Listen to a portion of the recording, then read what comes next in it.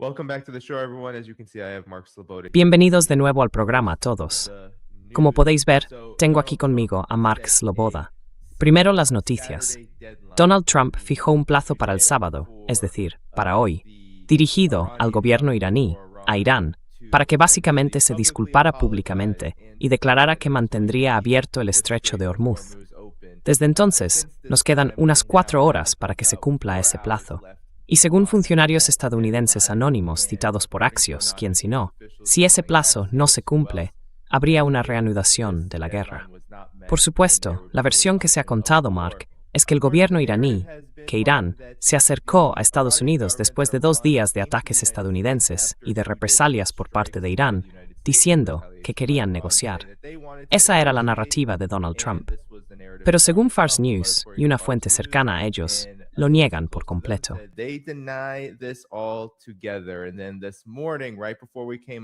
Y esta mañana, justo antes de entrar en directo, el Ayatollah Moshnehmadi, el nuevo líder supremo, a pesar de los temores del gobierno de Trump y de los principales medios occidentales sobre un supuesto complot para asesinar a Donald Trump, y a pesar de las amenazas contra Irán si algo así llegara a ocurrir, sí declaró que habrá venganza por los criminales, los asesinos vergonzosos del líder supremo.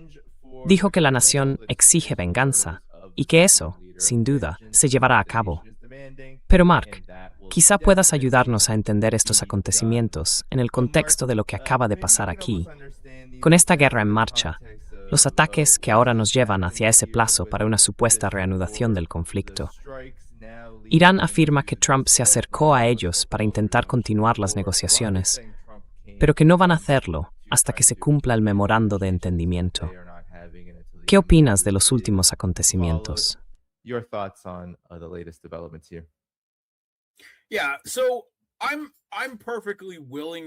Sí, estoy perfectamente dispuesto a creer, y ni siquiera creo que haga falta mucho esfuerzo para hacerlo, que hay divisiones de opinión dentro de la élite política iraní, ¿no? Dentro de las distintas instituciones del gobierno y del poder iraní sobre cómo avanzar en este momento.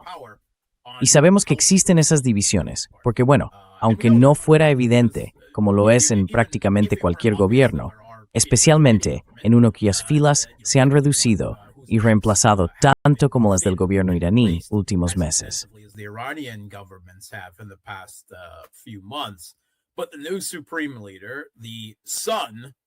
Pero el nuevo líder supremo, el hijo del anterior líder supremo asesinado, cuyo funeral se celebró hace poco y al que no pudo asistir por la amenaza de un atentado de Estados Unidos e Israel. Y por supuesto, conviene recordar que tanto el líder de Israel como el de Estados Unidos han llegado a amenazar también la vida del nuevo líder supremo de Irán. Es decir, por si alguien tenía alguna duda al respecto.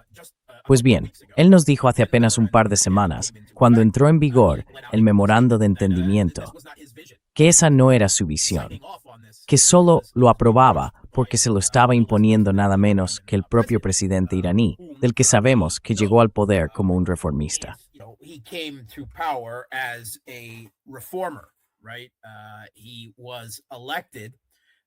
Exacto. Fue elegido en parte, bueno, en gran parte, porque quería mejorar las relaciones con Occidente. Así que es totalmente comprensible que quisiera seguir buscando algún tipo de acuerdo diplomático. Y básicamente dejó lo que pasó con el memorando de entendimiento en manos del presidente, ¿no? Vino a decir algo así como, si esto sale mal, la responsabilidad es toda tuya, amigo. Eso es lo que decía en la carta que leí. Al menos, así es como yo lo interpreto. ¿Tú lo entendiste igual?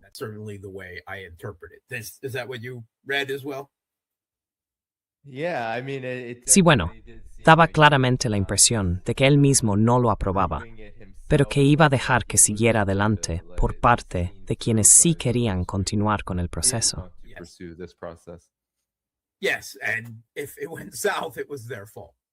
Sí, y si salía mal, era culpa suya. Eso fue lo que dijo.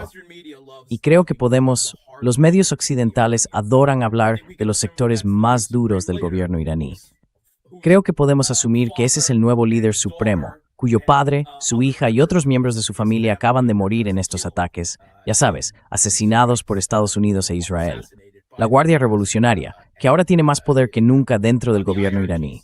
Y eso era algo totalmente previsible, incluso antes de que empezara el conflicto, que acabarían ganando aún más influencia dentro del gobierno iraní.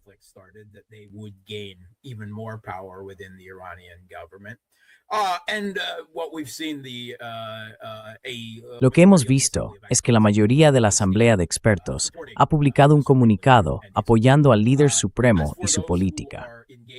En cuanto a quienes, digamos, pensaban que la diplomacia podría ser una salida, o al menos eso creían hace un par de semanas, cuando entró en vigor el memorando de entendimiento, estaríamos hablando del presidente iraní, Masoud Pezeshkian, quizá del ministro de Exteriores, Abbas Araghchi, de algunos sectores que lo respaldan, y tal vez del presidente del Parlamento, Ghalibaf. Sin embargo, que después de esta última semana, no hay ninguna facción dentro del gobierno iraní que esté intentando acercarse a Trump para pedirle un acuerdo que según los iraníes fue Trump quien rompió, ni que de repente esté suplicándole nada.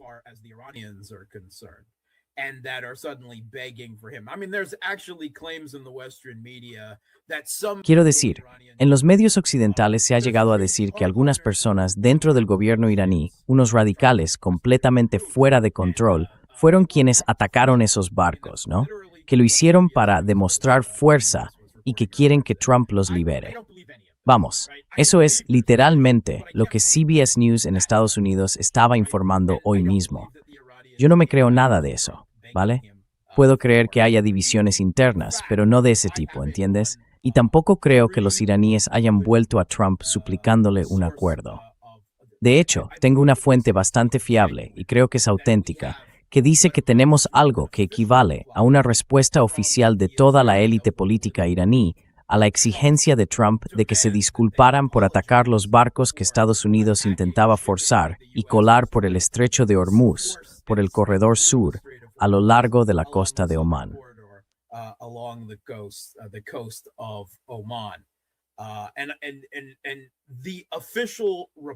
Y la respuesta oficial es, y cito, sí. ¿Lo pillas? Quiero decir, creo que eso es un lenguaje bastante universal. Creo que se entiende igual en pastún que en inglés.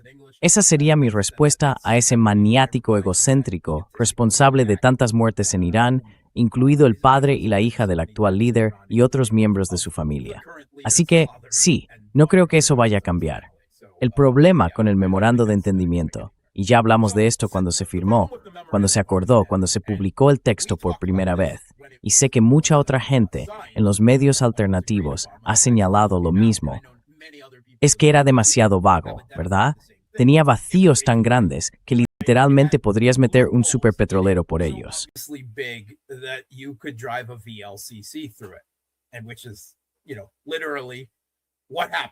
Y eso es, literalmente, lo que pasó.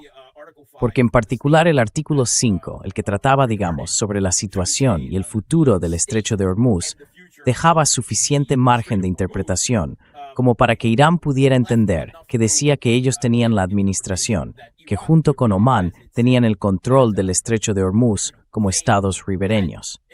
Y diga lo que diga Estados Unidos, según la definición más estricta de la Convención de las Naciones Unidas sobre el Derecho del Mar, el estrecho de Hormuz no son aguas internacionales, porque en su punto más estrecho, las 12 millas náuticas de aguas territoriales de Irán y de Omán se solapan, ya que el estrecho tiene solo 21 millas náuticas de ancho.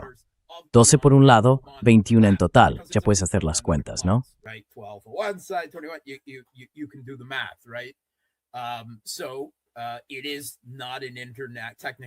Así que técnicamente no es una vía marítima internacional. Está bajo la jurisdicción de Irán y de Omán. Y, desde luego, Irán entendió el memorando de entendimiento como que el paso por el estrecho de Hormuz, al que Estados Unidos había accedido, debía hacerse en coordinación con ellos. Sin embargo, el texto en inglés es lo bastante ambiguo como para que Estados Unidos lo interprete como Irán y o Omán. Y lo que Estados Unidos ha intentado hacer desde que entró en vigor el memorando, e incluso antes, es ganarse a Omán, básicamente separarlo de Irán y desviar los barcos fuera del control iraní y de cualquier coordinación con Irán, haciendo que crucen el estrecho de Hormuz pegados a la costa sur de Omán.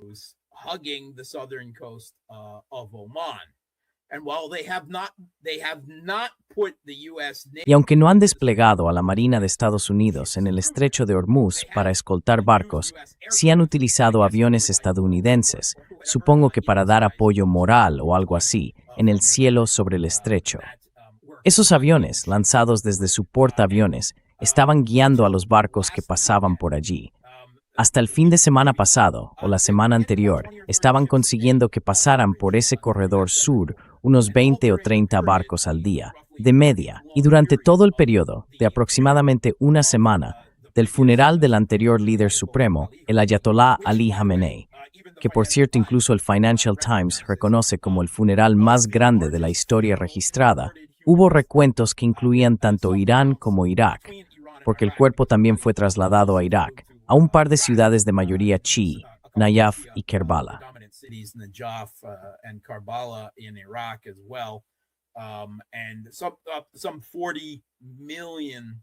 Y unas 40 millones de personas asistieron a ese funeral.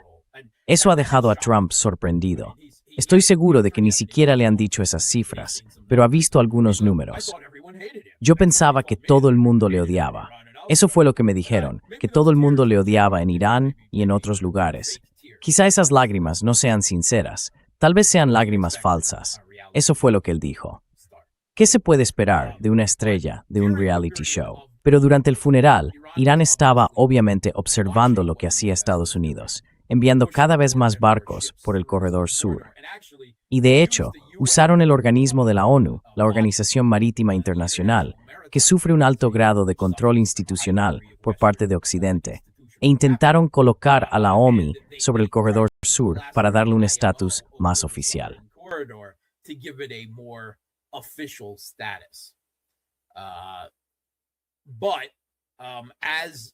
Pero durante el fin de semana, Irán volvió a enviar sus lanchas rápidas a la parte sur del estrecho. Ya sabes, no está muy lejos, claro. Y luego, a comienzos de la semana, emitieron advertencias a los barcos que pasaban por el corredor sur. Y ahora mismo, ni siquiera se está cobrando ningún peaje ni tasa de servicio, ¿verdad? Porque en los meses anteriores exigían un peaje por el paso a través del estrecho de Hormuz. Pero luego, según el memorando de entendimiento, acordaron no hacerlo durante 60 días. Solo 60 días.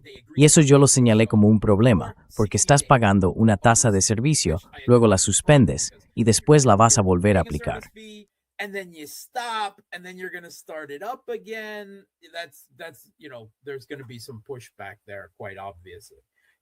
Es evidente que va a haber cierta resistencia ahí. En distintos momentos, tanto la administración Trump como los europeos han dicho que eso no es aceptable, que Irán no puede cobrar ninguna tasa de servicio, ni peaje, ni nada parecido. Mientras tanto, Omán intenta mantenerse en un punto intermedio. Está claro que no quieren enfadar a su vecino del norte del estrecho, un vecino mucho más grande y poderoso. En varias ocasiones han hecho declaraciones sobre la posibilidad de un control conjunto del estrecho entre ambos países, e incluso han sugerido que las tasas de servicio sean voluntarias. En fin, están intentando quedar bien con los dos lados, por así decirlo. Y es comprensible. Están atrapados entre Estados Unidos e Irán, y no es una situación fácil para ellos.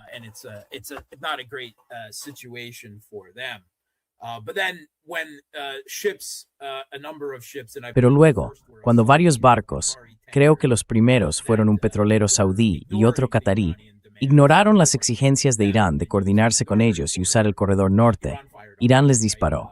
Sí, y creo que al menos en un caso lo hizo con drones aéreos. En total, se cree que atacaron a 4 petroleros. Y Estados Unidos, en cuestión de un día, retiró la exención que tenían otros países, esas sanciones secundarias que aplican a quienes se atreven a comerciar con Irán. Quitaron esa exención, lo anunció el Departamento del Tesoro estadounidense. Y entonces empezaron de nuevo los bombardeos. Comenzaron los ataques cinéticos contra Irán, e Irán respondió, y Estados Unidos volvió a responder, e Irán volvió a hacerlo. Y así hemos llegado a la situación en la que estamos esta semana. Han sido los enfrentamientos más intensos en el estrecho de Hormuz. Skirmishes in the Strait of Hormuz. We've seen them several times before.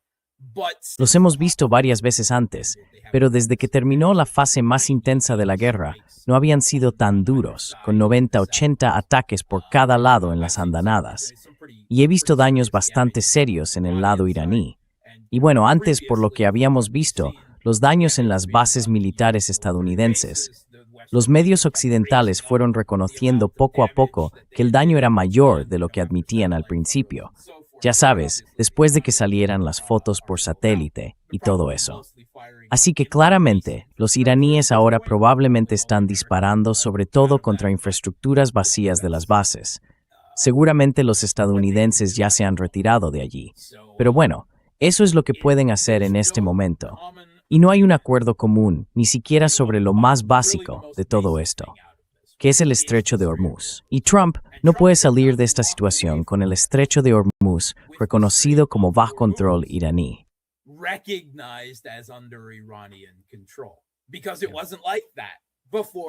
Porque no era así antes de que él entrara y lo rompiera, ¿verdad? Así que no puede reclamar una victoria si los iraníes están cobrando comisiones por el servicio y todo el mundo se coordina con ellos para pasar por ahí. Está en una posición complicada. Ya nadie habla de los niveles de uranio enriquecido, ¿no? Eso incluso estaba en el memorando de entendimiento, dejado para el final del proceso. Cuando todo lo demás ya estaba acordado, entonces los iraníes dijeron, vale, ahora podemos sentarnos a hablar de eso, ¿verdad? Y nadie está hablando de limitar las capacidades de misiles de Irán, ni sus misiles balísticos, ni los de crucero, ni nada parecido.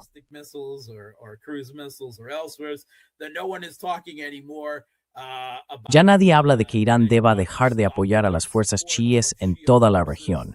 El eje de la resistencia, Hezbollah, Kataib Hezbollah, los hutíes y demás. Nadie.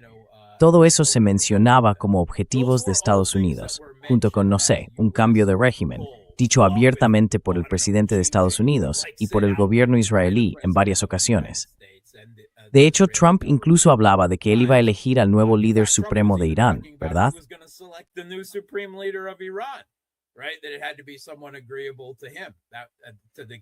Que tenía que ser alguien que le resultara aceptable a él, al tipo en cuya muerte él tuvo una mano, desde luego la más importante.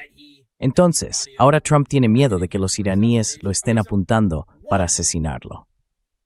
Bien, pues una y otra vez ha habido una especie de idea absolutamente disparatada, completamente falsa, que Trump y algunas de las personas más descaradamente mentirosas de su entorno han difundido, que un par de los intentos de asesinato previos contra él tenían algo que ver con Irán, cuando está clarísimo que no es así.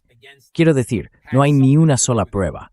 Se trata de personas de aquí, del país, ya sabes, desequilibradas, o no tanto según se mire, que participaron en esos intentos. No tuvo absolutamente nada que ver con Irán.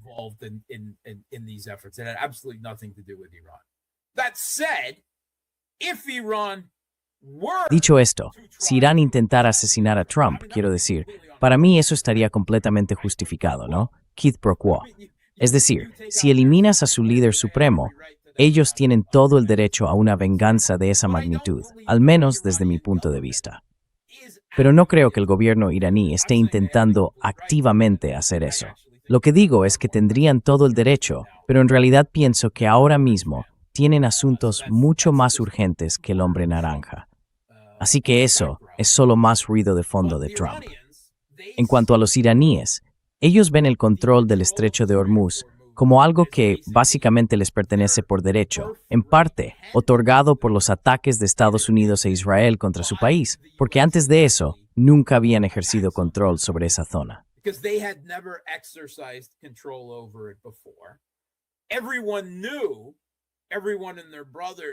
Todo el mundo lo sabía, todo el mundo y su hermano lo sabían. Si Irán era atacado, y el ataque era lo bastante serio, tomarían el control del estrecho de Hormuz, ¿verdad? Como parte de lo que ellos llaman su opción nuclear. Y todos vieron lo eficaz que fue. Básicamente, ellos lo ven como el precio que Estados Unidos, Occidente, los estados árabes del Golfo y el resto del mundo que usa el estrecho tienen que pagar, porque Estados Unidos e Israel los atacaron, mataron a mucha gente y causaron enormes daños a su país. Y no sé, a mí me parece perfectamente justo. Esa es mi interpretación. reading of it. And Yeah. Y su control del estrecho de Hormuz ha sido señalado, incluso por medios occidentales de gran difusión como The New York Times y otros, como una muestra de que tras al menos la primera fase caliente del conflicto, Irán estaba empezando a situarse entre las grandes potencias del mundo. Quizá como un miembro menor, sí, pero uniéndose a Estados Unidos, China y Rusia como una gran potencia, principalmente por su control del estrecho de Hormuz y por su posible control a través de su relación con el movimiento Ansar Allah en Yemen, del estrecho de Bab el-Mandeb, que conecta con el Mar Rojo. Eso les daba un poder y una influencia geopolítica únicos de cara al futuro, que los convertían no solo en una potencia regional, sino también en una gran potencia. Así que, por supuesto, no quieren renunciar a eso. Right. Well, can I ask a question, Mark? Bueno, puedo hacerte una pregunta, Mark, sobre cómo se está desarrollando todo esto. Porque ya sabes, mientras siguen esas amenazas, e Irán acaba de dar su respuesta al ultimátum de Donald Trump, el del sábado, ese de, más vale que os disculpéis y digáis que vais a hacer todo lo que queremos con el estrecho de Hormuz, abrirlo por completo. Pues bien, ya hay 2 portaaviones que se han ido acercando cada vez más. Han entrado en el Golfo de Omán, el Abraham Lincoln y el George H. Bush, perdón. That is the George H.W. Bush, sorry. And a total of 20 Y un total de 20 buques de guerra detrás de ellos. Y a pesar de eso, a pesar de todo, sigue sin pasar nada en el corredor de Omán. Desde aquellos ataques a los petroleros, ese corredor prácticamente ha quedado cerrado. E Irán ha dicho después de eso que está demostrando que solo su autoridad tendrá jurisdicción sobre el estrecho de Hormuz y de nadie más. Y ahora están manteniendo conversaciones con Omán, en las que, según dicen, Estados Unidos ha truta en especie. Es que duesi esto al estrecho de Hormuz. Estados Unidos siempre está en la sala, Danny. Sí, claro, lo sabemos. Hola chicos, sí sabemos que estáis en la sala.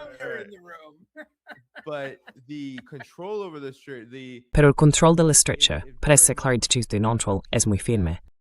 Y eso plantea especial que no hace falta tanto, como ya dijimos antes, ¿verdad? ¿Y qué van a hacer entonces esos buques de guerra? Porque lo que hizo Estados Unidos, esos 170 ataques más o menos, no abrió el estrecho de Hormuz. No hizo que Irán dijera, vale, nos retiramos. Las 2 primeras fases intensas de la guerra tampoco lo consiguieron. 37 días de ataques. ¿Qué fue eso? Ya sabes, miles de ataques, decenas de... ¿Cuántos objetivos? Y bueno, está cerrado. Así que eso significa que, Mark, si pudieras comentar qué implica realmente eso, porque ahora mismo, claro, los mercados, la economía global, todo está patas arriba con esto. No creo que nadie tenga una imagen clara y real del impacto que esto está teniendo, sobre todo de cara a los próximos días y semanas. Pero, ¿qué opinas tú sobre cómo los últimos acontecimientos siguen intentando amenazar, quizá incluso con un nuevo bloqueo contra Irán por todo esto? Da la sensación de que estamos repitiendo el mismo ciclo, al menos en lo que respecta a Estados Unidos. Sin duda estamos volviendo atrás, porque nos encontramos exactamente en la misma situación en la que estábamos antes del memorando de entendimiento.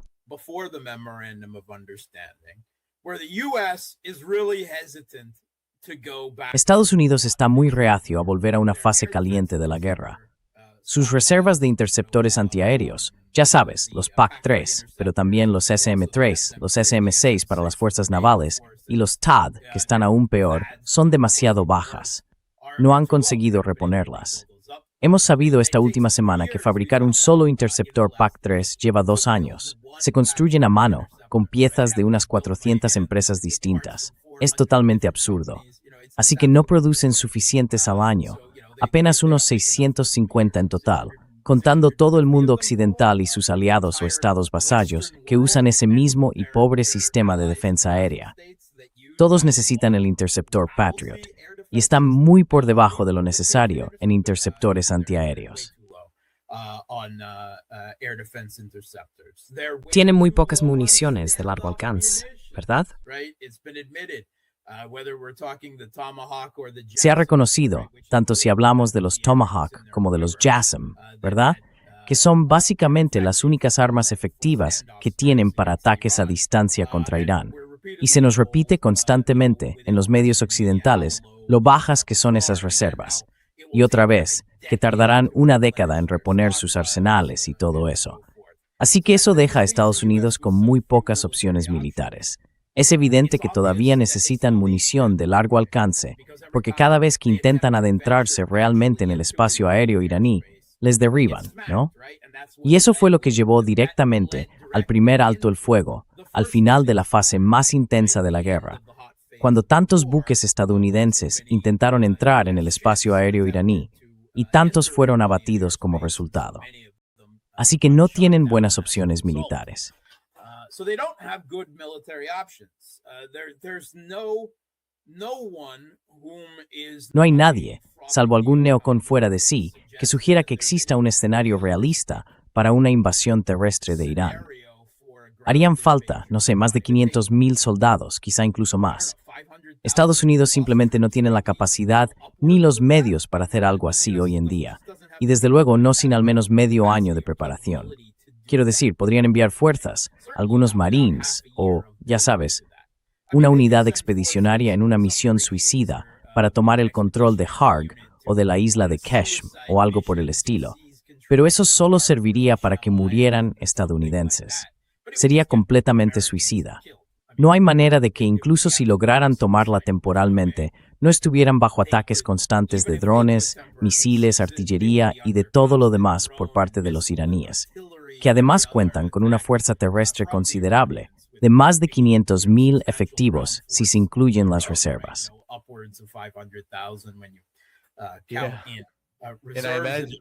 And I imagine, Mark, too. Y me imagino, Mark, que sería muy difícil ocultar algo así. A diferencia de las bases militares, que están en países de la región, lejos de allí, Irán puede mostrar que está lanzando los misiles, pero le correspondería a la otra parte demostrar que realmente hay un impacto. Así que no lo sabríamos hasta que los satélites lo confirmaran más tarde. Esto sería muy distinto. Creo que lo veríamos. Incluso podría ser muy posible que el propio Irán lo demostrara y se lo mostrara al mundo, ya que al fin y al cabo está dentro de su propio territorio. The world, since it is, inside their country after all. It would be very hard to ignore the pieces of Sería muy difícil ignorar los restos de estadounidenses que volverían en ataúdes cubiertos con la bandera. Sé que probablemente han minimizado las bajas en este conflicto antes, pero esta vez no podrían hacerlo. Y Trump lo sabe. Trump ha hablado con entusiasmo sobre cómo le gustaría tomar el control de la isla Harg, y cree que eso le daría el control total de toda la especia, ¿no? Es decir, tanto del petróleo como del polvo nuclear, por usar la referencia de Dune. Pero él no creía que el pueblo estadounidense tuviera el estómago para eso, refiriéndose a las bajas que eso provocaría, lo que deja claro que a él no le importaría, y que eso es exactamente lo que quiere hacer.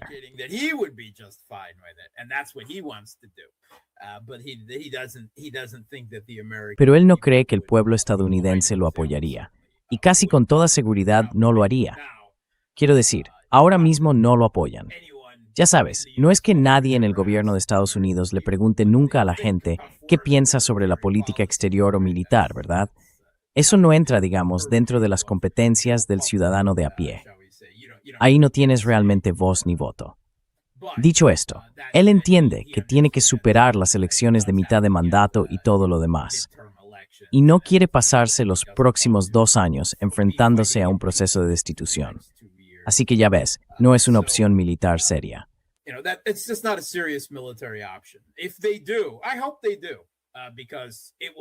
Si lo hacen, y espero que lo hagan, solo acelerará el fin de la hegemonía estadounidense al recibir un golpe así si intentan hacerlo.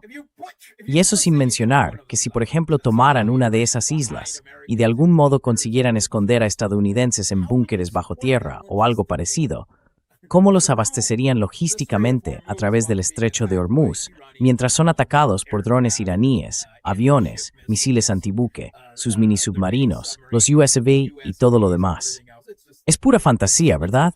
Es una de esas cosas de las que habla Trump que no tienen ninguna posibilidad militar de hacerse realidad, salvo de las formas más sangrientas y catastróficas.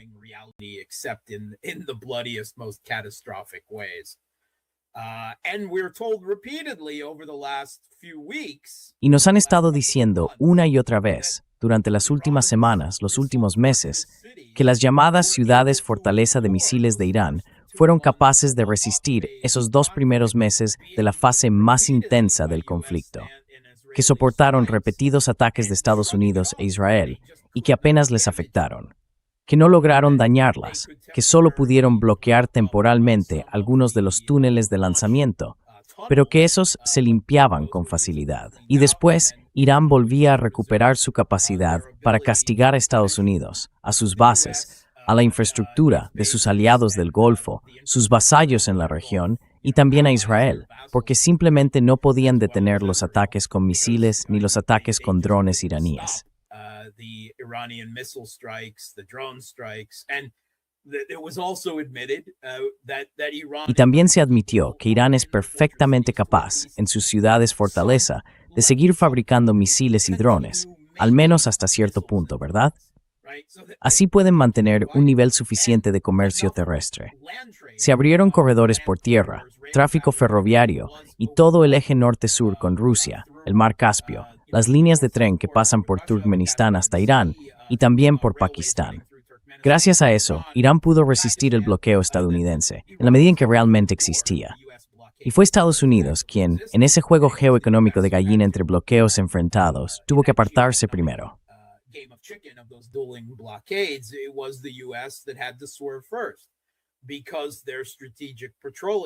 Como sus reservas estratégicas de petróleo habían caído a niveles críticamente bajos, eso fue lo que llevó a Estados Unidos, ya sabes, a aceptar con los dedos cruzados, por así decirlo, el memorando de entendimiento. Y claramente no tenían intención de cumplir con esos términos, al menos según la interpretación iraní del documento. Pero Estados Unidos pensó algo así como, bueno, podemos darle vueltas a esto, interpretarlo de una forma u otra, y en realidad no tenemos que cumplir con la mayor parte. Y en las últimas 2 semanas, a pesar de que ha llegado más petróleo al mercado global, y en cierta medida, no quiero decir que se haya restablecido del todo, porque no llegó tan lejos, pero sí lo suficiente. Ya sabes, como para bajar un poco el precio del petróleo y todo eso.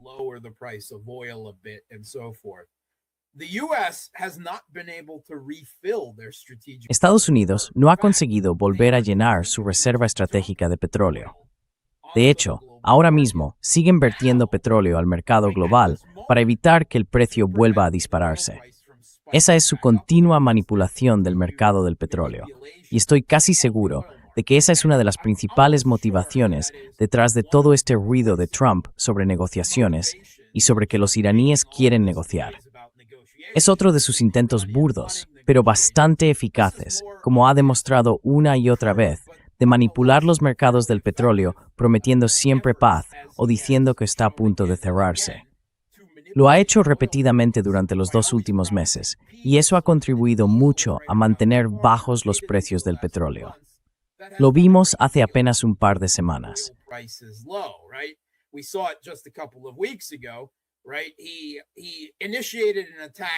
Lanzó un ataque después de que los mercados cerraran el viernes y luego declaró que los ataques habían terminado antes de que los mercados volvieran a abrir el lunes, sin darles la oportunidad de reaccionar. Así que hay una gran manipulación del mercado, y la mayoría de los expertos en petróleo que he leído y que hablan de este tema dicen que el precio del crudo debería ser bastante más alto.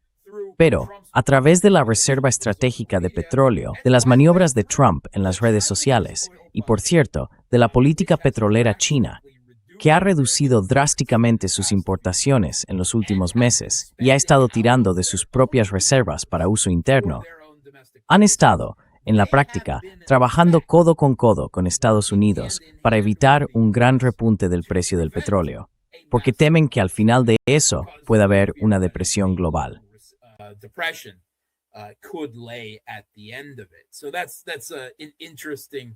Así que eso complica bastante las cosas. No significa que apoyen a Estados Unidos, ni tampoco que no apoyen a Irán en un sentido más amplio. Pero no quieren una depresión global, porque eso, claro, afectaría demasiado a sus intereses nacionales. Su economía depende de las exportaciones y necesitan que eso funcione. Por eso, en los últimos meses han hecho esfuerzos muy serios para evitar un gran aumento del precio del petróleo. Pero hay un límite a lo que se puede hacer. Y hemos visto que el precio del petróleo ha vuelto a subir durante la última semana. Además, el mando central estadounidense ha insistido en que Estados Unidos mantiene el control del estrecho de Hormuz.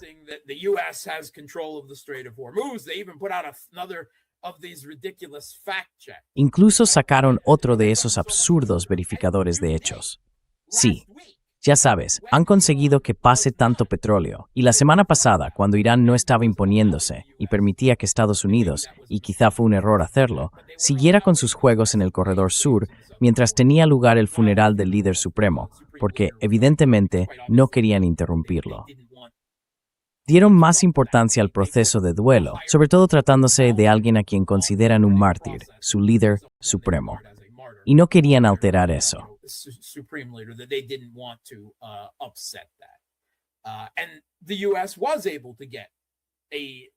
Y Estados Unidos consiguió sacar una cantidad nada despreciable de barcos por el corredor sur la semana pasada.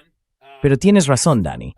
Desde el fin de semana pasado en Irán, desde el día 7, desde que se reanudaron las hostilidades, desde el día anterior, cuando Irán volvió a enviar lanchas rápidas al estrecho de Hormuz, prácticamente no ha pasado ningún barco por el corredor sur del estrecho.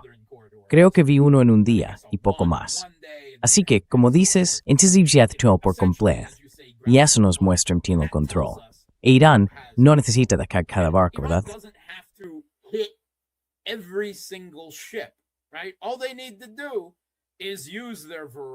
Lo único que tienen que hacer es usar su variedad de opciones. Drones, lanchas rápidas, misiles antibuque, vehículos de superficie no tripulados, mini submarinos. Solo tienen que golpear de vez en cuando algún barco, ni siquiera hundirlo, que intente pasar por el estrecho fuera de su control, sin coordinarse con ellos. Hasta que los intereses capitalistas detrás de esos petroleros, ya sabes, los dueños, las corporaciones, vean cómo los costes del seguro se disparan, ¿verdad? A veces lo han llamado un bloqueo de seguros. Básicamente, los precios del seguro por cruzar sin quitarse el sombrero y rendir pleitesía a los iraníes se vuelven simplemente demasiado altos.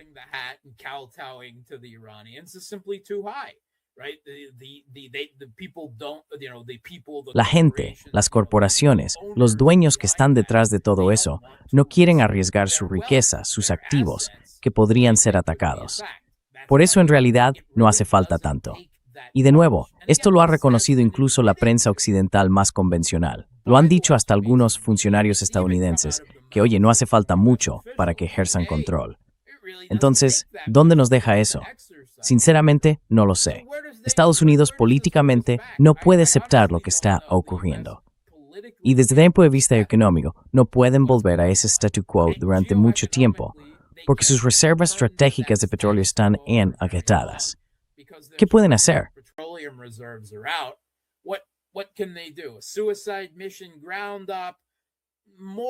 Una misión suicida desde el principio, más ataques de decapitación, con la esperanza de que si esta vez matan a las personas adecuadas, algo distinto ocurra. Que de Irán salgan personas más sumisas, o mejor dicho, más racionales, no lo creo. Una de las cosas interesantes que han golpeado en estos últimos días de ataques es que han empezado a ir más allá de la defensa aérea y de la infraestructura militar en la costa sur de Irán. También han empezado a atacar infraestructuras civiles. Y me fijé en que alcanzaron un ferroviario que forma parte del comercio de Irán a través de Turkmenistán, dentro de la iniciativa de la Franja y la Ruta con China.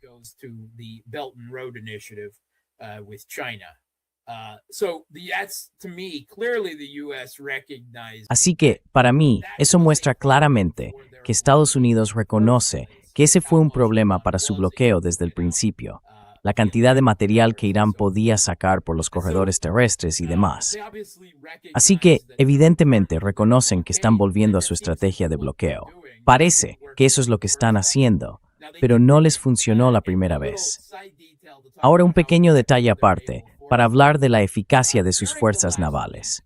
La semana pasada trasladaron otra fuerza expedicionaria de Marines con el USS Boxer a la zona.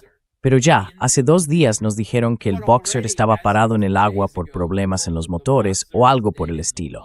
Así que, no sé, quizá tuvieron otro incendio en la lavandería. Dicen que esos incendios son realmente devastadores. Como antiguo marino, no recuerdo haber visto incendios en la marina. Simplemente, Wupha. Pero, ya sabes, quizá it's asa kamal en thatched. No es que simplemente fueras descuidada. No sé, quizá. Lo que sea que estén usando eso, esas máquinas de Whirlpool. Esas máquinas de Whirlpool las consiguieron de Rusia. Aprendieron de ellos, estaban usando piezas que venían de Rusia. Proverdei seminarivo ridicula. Nesse neo cool. Hizo neo canemi, pero no. Pero es tan absurda. Es kafkiana. Sí. A ver, Mark, cuando estabas en la marina, no te dedicabas solo a prender fuego a las cosas. No ibas por ahí lanzando bombas de ropa a las lavadoras para ver qué pasaba. Iba a decir que en realidad quiero decir, tú no lavas tu propia ropa en un barco, ¿verdad? Quiero decir, hay toda una división, un departamento de personas cuyo trabajo es lavar la ropa de todo el mundo en el barco. Y normalmente saben muy bien cómo manejar la lavadora.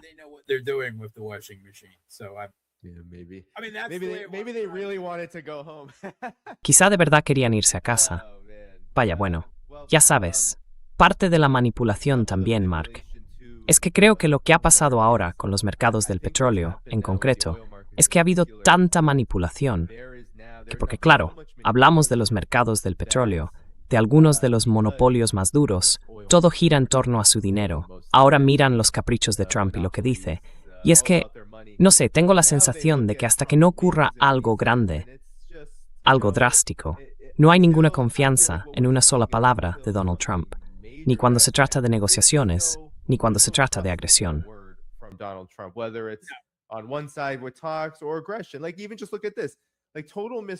Mira, solo fíjate en esto. Es una distracción total. Les dio ese plazo a Irán y dijo, vale, Irán, haz lo que te digo públicamente. Arrodíllate y di que vas a abrir el estrecho de Hormuz. Luego empieza a hablar de que tiene 1000 misiles listos para atacar Irán si lo matan, y que él dijo a todo el mundo en el Pentágono que se aseguraran de lanzarlos y que esos miles de misiles cayeran de inmediato sobre sus cabezas. Durante un periodo prolongado de 1 año, ¿no?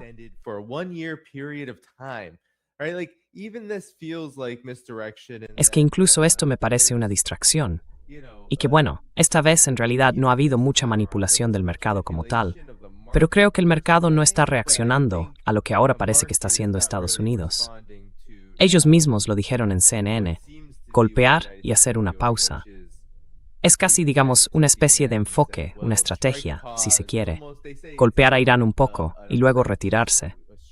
Ni siquiera sé si lo llamaría una estrategia. Más bien parece que intentan ahorrar misiles, porque claramente están lanzando misiles de largo alcance, ¿no?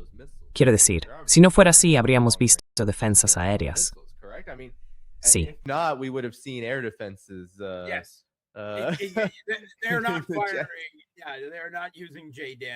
No están disparando. No están usando HODAMs. No están usando algo. Tienen más. Aún así tienen que usar municiones de largo alcance, ¿no? Entonces, los mercados, ¿verdad? Son una construcción emocional, no lógica. Una criatura, si quieres llamarlo así.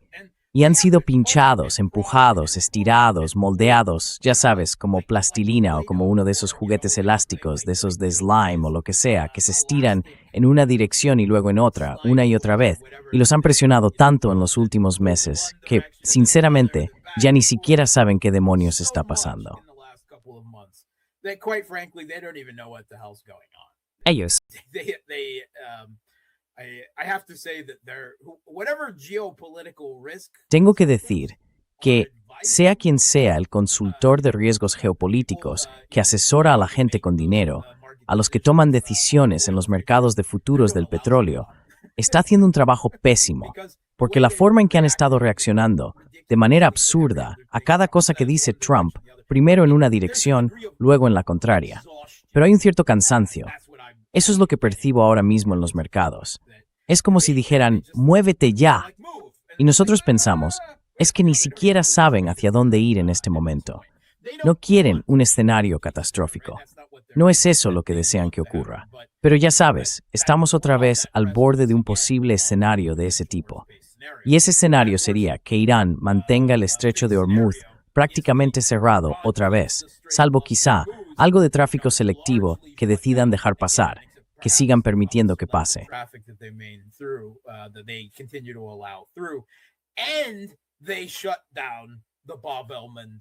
Y cerraron el estrecho de Bab el-Mandeb. Y luego, si la cosa se pone aún peor, si vuelve a escalar, podrían atacar a algunos de los estados del Golfo o a infraestructuras clave como el oleoducto este-oeste que cruza Arabia Saudí hasta el Mar Rojo, los oleoductos y puertos de Fujairah en los Emiratos y otras instalaciones que les han permitido sacar algo de petróleo en los últimos meses. Todo eso podría quedar paralizado. Irán tiene capacidad para golpear esos objetivos.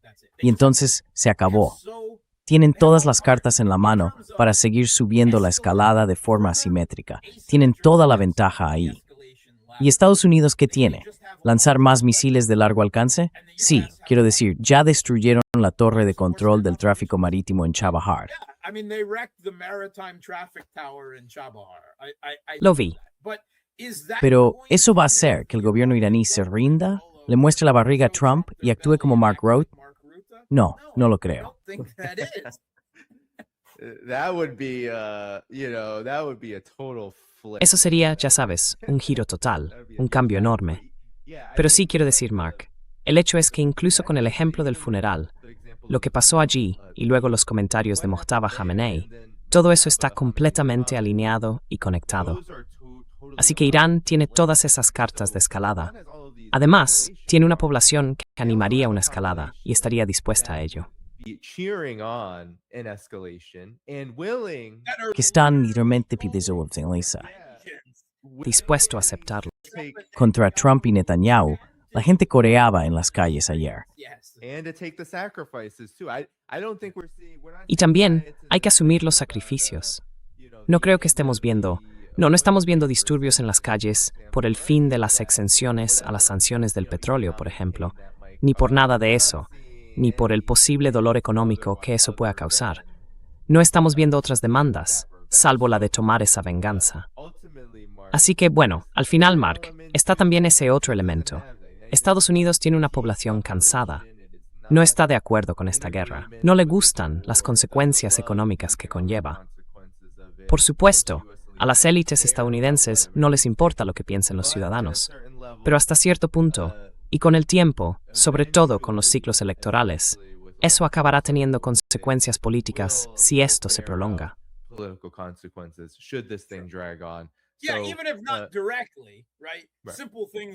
Sí, aunque no sea de forma directa, ¿verdad? Cosas simples, como que al final tendrá un efecto en la inflación en Estados Unidos y en el precio de la gasolina en las gasolineras. Y así es como muchos estadounidenses. Los estadounidenses dirán, vale, estamos bombardeando otro país que ni siquiera podríamos localizar en un mapa otra vez. Y no me refiero a vosotros, los que estáis viendo esto. Sabéis que sois ese pequeño grupo autodidacta que realmente se interesa por la geopolítica y la política exterior. Sois muy conscientes de que sois la excepción dentro de una población estadounidense que en general no se preocupa por esas cosas. Pero económicamente, las cuestiones del bolsillo acaban notándose. No se pueden compensar para siempre. Así que, tarde o temprano, tendrá un efecto. Y tendrá ese impacto inevitable en las cosas por las que los estadounidenses sí votan. Y bueno, eso está demostrado históricamente.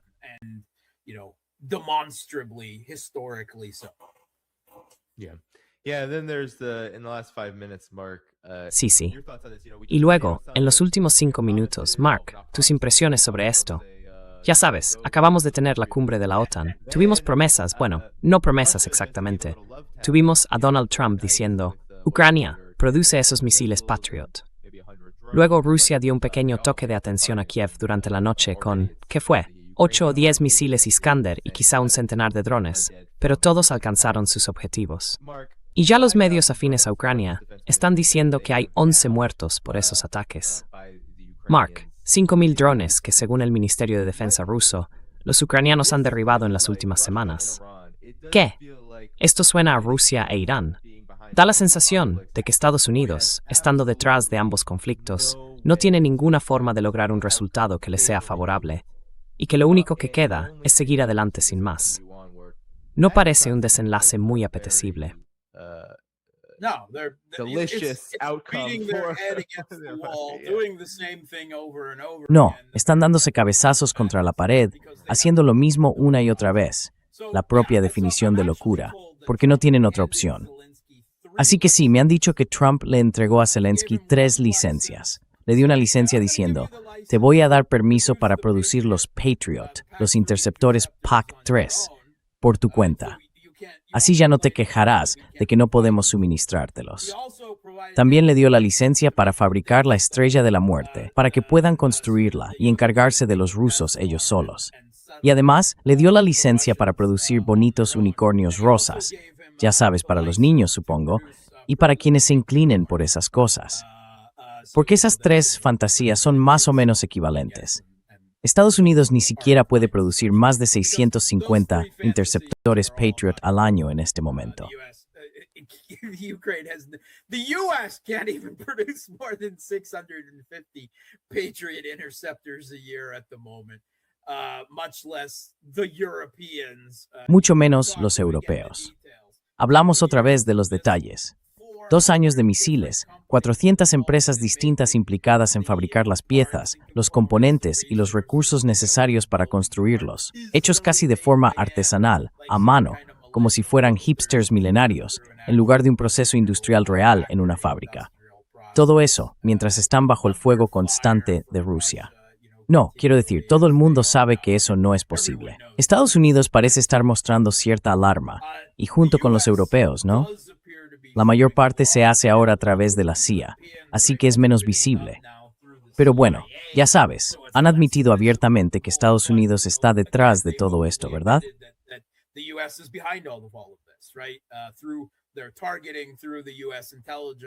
A través de su sistema de selección de objetivos, con inteligencia estadounidense y aviones, están dirigiendo los ataques con drones del régimen de Kiev, y cada vez son más grandes. Creo que los europeos han acumulado una reserva importante de drones para una campaña prolongada durante los últimos meses. Y eso es lo único que su complejo militar industrial ha conseguido aumentar por sí mismo.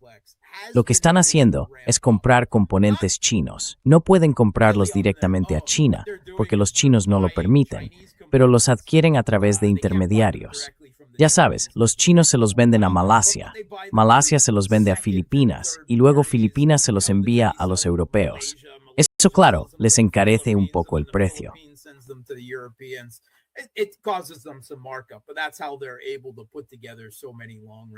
Pero así es como consiguen montar tantos drones de ataque de largo alcance. Ahora bien, se entiende que esos drones de largo alcance, como tienen que recorrer tanta distancia, y digamos, no son precisamente máquinas de primera calidad, ¿verdad? Están, en fin, ensamblados básicamente con piezas chinas. En realidad, llevan cabezas explosivas muy pequeñas, solo pueden causar daños limitados. La defensa aérea rusa ha hecho un trabajo absolutamente increíble, demostrando que tienen, con diferencia, el mejor sistema integrado, interconectado y en capas de defensa aérea, antimisiles y guerra electrónica del mundo. Dicho esto, tienen el país más grande del planeta y no se puede proteger todo. Por ejemplo, han repelido numerosos ataques de varios cientos de drones contra Moscú en las últimas semanas, sin que se hayan visto esas grandes columnas de humo con queroseno ni esos efectos de película que vimos hace un par de semanas.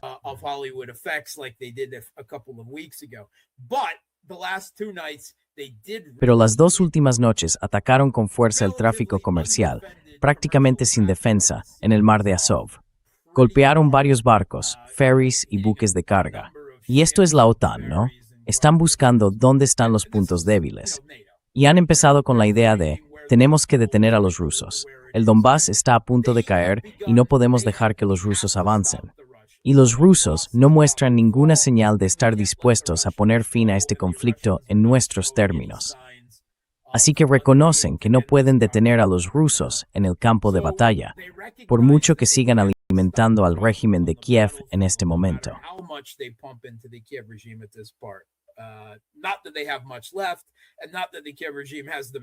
No es que les quede mucho, ni que el régimen tenga suficiente personal, pero ahora van a jugárselo todo a una nueva campaña de ataques de largo alcance, sobre todo con drones. Puede que consigan desarrollar algunos misiles más eficaces que el Flamingo, ya sabes, en los próximos meses. Pero lo dicen abiertamente, quieren obligar a Rusia a sentarse a la mesa de negociación, es decir, a una mesa de negociación en sus propios términos, en términos de rendición, donde la OTAN pondría tropas en Ucrania y todo lo demás. Eso no va a pasar. Rusia no ha resistido 5 años para aceptar un alto el fuego. Creo que eso fue un error iraní, pero está bastante claro que Rusia no va a tener otro Minsk. No van a aceptar un alto el fuego.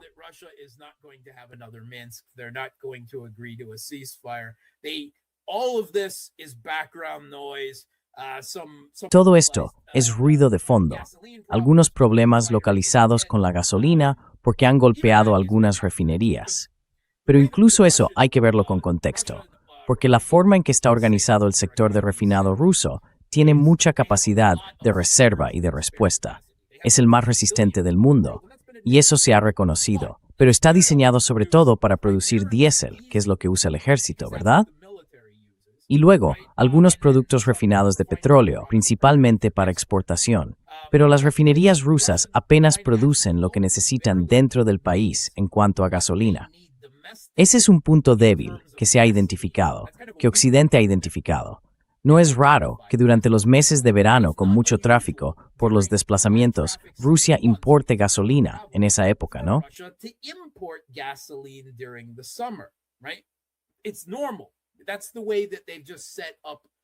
Es normal.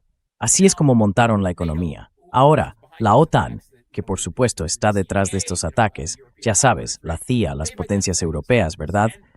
Ha identificado esa debilidad y quiere llevar la guerra al propio pueblo ruso para causarle problemas, dolor y sufrimiento, pensando que así obligarán al gobierno ruso a detener lo que está haciendo. De eso se trata todo esto. Eso, junto con algo de compras de pánico, ha generado problemas logísticos temporales. Rusia está teniendo que importar algo de gasolina para intentar calmar el mercado interno. Pero eso no va a hacer que se detengan. Del mismo modo que no van a conseguir que el pueblo iraní se vuelva contra su propio gobierno en esta situación. En ambos conflictos se han sobrepasado.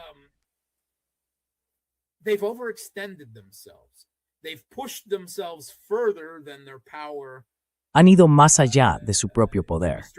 No son capaces de lograr, en ninguna de las dos situaciones, lo que ambas partes consideran conflictos existenciales para ellas. Y tanto en Irán como en Estados Unidos, no solo la élite política, sino también la situación interna, es que en ambos países la población puede soportar niveles mucho más altos de sufrimiento y privaciones de los que Estados Unidos podría intentar imponerles. Y desde luego, mucho más de lo que la población estadounidense está dispuesta a aceptar en términos de inflación y otras cosas. Y uno de los temas con Rusia es que ha dejado de exportar gasolina. Han detenido las exportaciones no solo de gasolina al mercado mundial, sino también de diésel.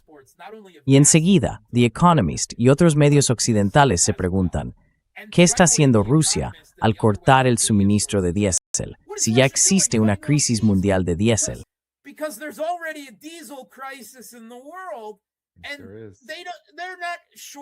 Y no es que les falte diésel. ¿Por qué están cortando el suministro de diésel?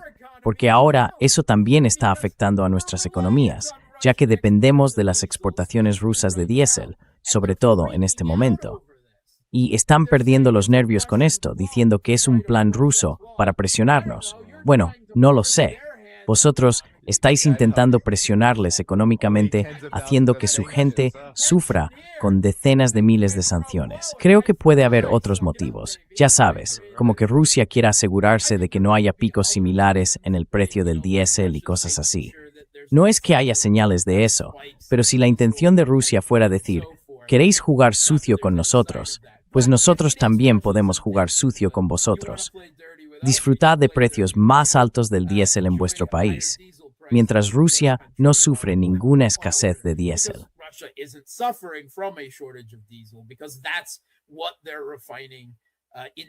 Porque eso es exactamente para lo que está diseñada su industria de refinado.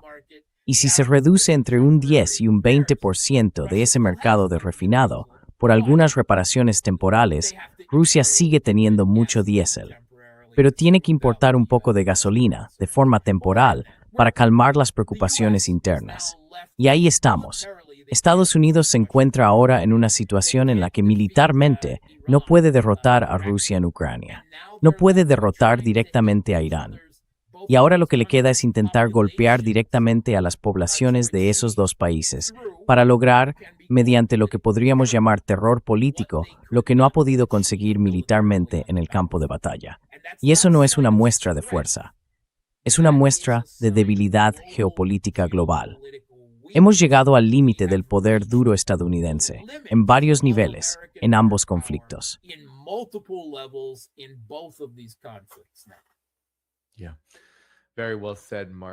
Sí, muy bien dicho, Mark. Quiero asegurarme.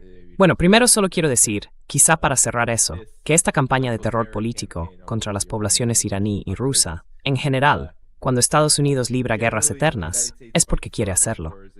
El complejo militar industrial, por ejemplo, busca beneficios, los políticos, en fin, por todas esas razones por las que se necesita una guerra sin fin. Puede que el imperio estadounidense esté librando una guerra eterna contra Rusia e Irán si su cálculo es intentar matar de hambre o forzar a sus poblaciones a rendirse ante ellos. Pero puede que tengan que esperar mucho tiempo para que eso ocurra. Permíteme hablar en nombre de los rusos y de los iraníes y citar al gran actor estadounidense Bruce Campbell. Dame un poco de azúcar, cariño. Give me some sugar, baby.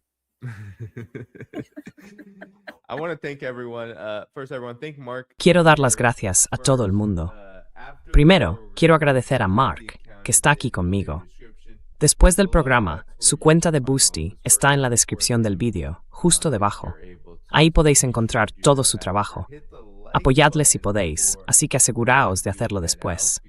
Dadle al botón de me gusta antes de iros, porque eso ayuda a que el programa suba en el algoritmo, y así más gente podrá escuchar a Mark y también visitar su Boosty. Quiero dar las gracias a todos los que habéis enviado un super chat hoy. Gracias a todos vosotros.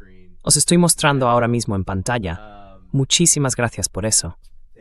Y gracias también a todos los moderadores y a todos los espectadores. Gracias a los moderadores por vuestro trabajo y a los espectadores por hacer posible el programa. Mark, ¿tienes algunas palabras finales para la audiencia antes de que nos despidamos? No, que tengas un buen fin de semana. Aquí en Moscú aguantaremos, y sé que allí en Teherán también lo harán. Nos veremos al otro lado. Sí, ya veremos.